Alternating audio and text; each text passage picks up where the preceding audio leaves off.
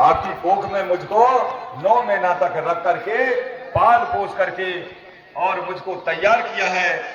हे दाई, आपने मुझ पर बहुत बड़ी कृपा की है, दया की है। और हे दाई, मुझ पर अब एक कृपा और कर दो दाई।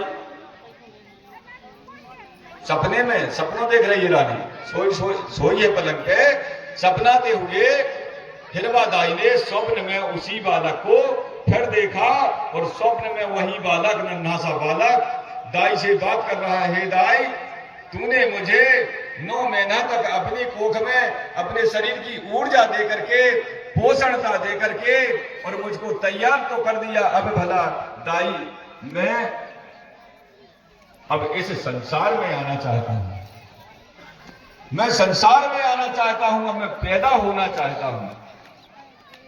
तो दाई, अब मैं पैदा होना चाहता हूं, तो दाई मुझे संसार में आने के लिए अब मुझको रास्ता बताइए, मैं आऊं कहां से।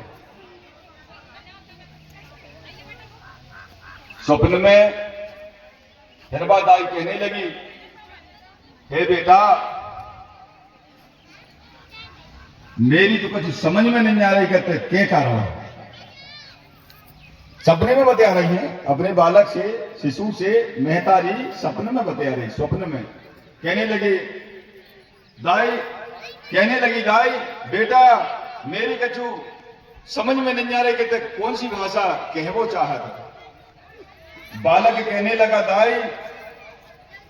दाई कहने लगी बालक से, बेटा शरीर में 9-10 दरवाजे होते हैं, 9-10 दरवाजे होते हैं और इन 9-10 दरवाजे में से केवल एक ही स्थान ऐसा है जहां से पूरा संसार जन्म ले।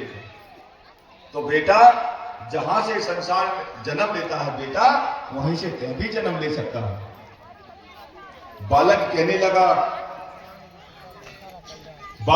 लगा नहीं दाई, यदि मैं उस मार्ग से जन्म लेता हूं तो फिर संसार के प्राणियों में, संसार के मानवों में और मुंह में अंतर ही कारण है। यदि जहां से संसार का जन्म हुआ है और वहां से मैं